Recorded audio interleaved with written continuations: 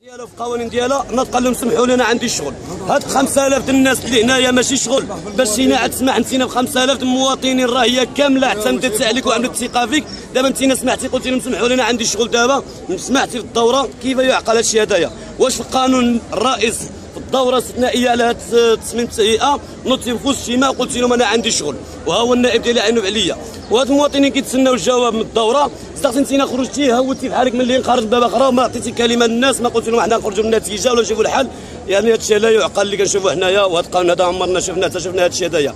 اضافه عن ذلك هاد الناس هذوما عندهم صلاحيه. السيد بن كيران عنده صلاحيه كبيره هو رئيس الحكومه يعني يمكن له يغير يعمل اي حاجه. هاد الناس ديال العداله هنايا هما العموديه هما اللي عنده العمده هو اللي شبر رئيس الجماعه وما كل شيء. اي جماعه في طنجه فيها العداله والسلميه.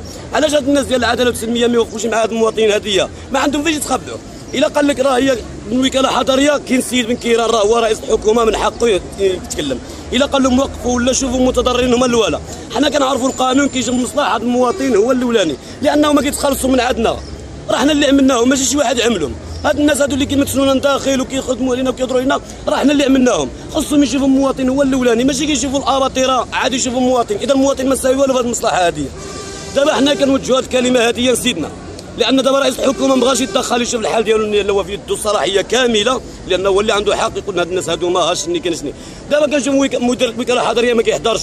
رئيس الجماعه كنعملوا مع الاجتماع دابا بعد الدوره هرب في الاجتماع. يعني كيفاش يعقل هذا الشيء هذا؟ انت في الاجتماع سمعتي جوج ديال الناس ديال عطاو التعرض ديالهم نوضتي قلت انا عندي شغل.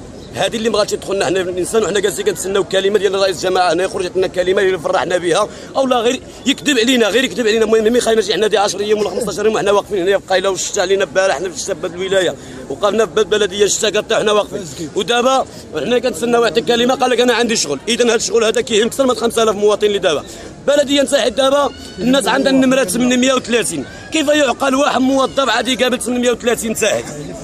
دابا كيفاش يعقل؟ الناس اليوم 6 الصباح عودتنا ببلديه باش نصبر النمره باش نعمل تعرض فردي كنسمع عندك 700.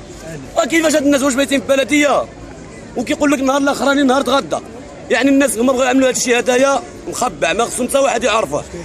في الناطور وفي فاس 1000 تعرض قال لك الغي هاد الشيء. طنجه وصلت 5000 باقيين كيتهربوا منا. كيف يعقل هاد الشيء؟ واش حنا في دوله الاسلام دوله